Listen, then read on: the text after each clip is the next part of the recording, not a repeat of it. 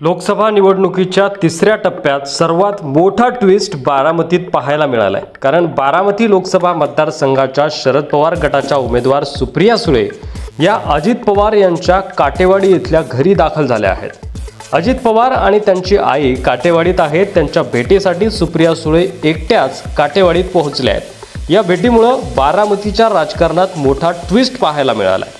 सुप्रिया सुळे यांनी मतदान केलंय आणि त्या लगेच अजित पवार यांच्या घरी पोहोचल्यात।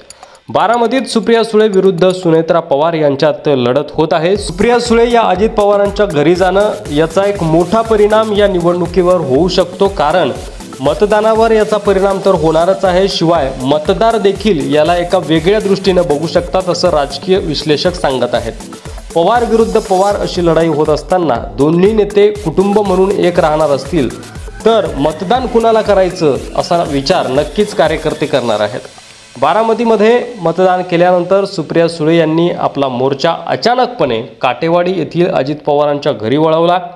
सुप्रिया सुळे या अजित पवारांच्या घरी पोहोचल्या त्यावेळी तिथे अजित पवार आणि त्यांची आई आशाताई पवार या होत्या असं सांगितलं जात आहे।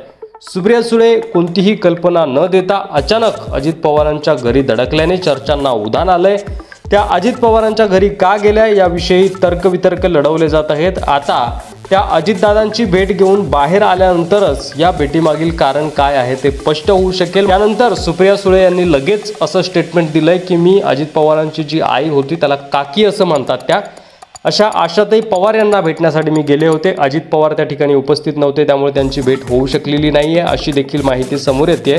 तर एकंदरीत निवडणुकीदरम्यान जे एकमेकांवर आणि कुटुंबावर आरोप प्रत्यारोप केले गेले त्याला कुठंतरी तडा देत सुप्रिया सुळे यांनी आज अजितदादा यांच्या घरी जाण्याचा निर्णय घेतलाय। यातून आता निवडणुकीवर याचे कशा प्रकारे पडसाद उमटतात हे पाहणं महत्त्वाचं ठरणार आहे। तुम्हाला काय वाटतंय? सुप्रिया सुळे कशासाठी अजित पवारांच्या घरी गेल्या असतील आणि याचा निवडणुकीवर मतदानावर काय परिणाम होईल हे कमेंट बॉक्समध्ये लिहायला देखील विसरू नका। व्हिडिओ आवडला असेल तर शेअर करा, चॅनलवर नवीन असाल तर सबस्क्राईब करा।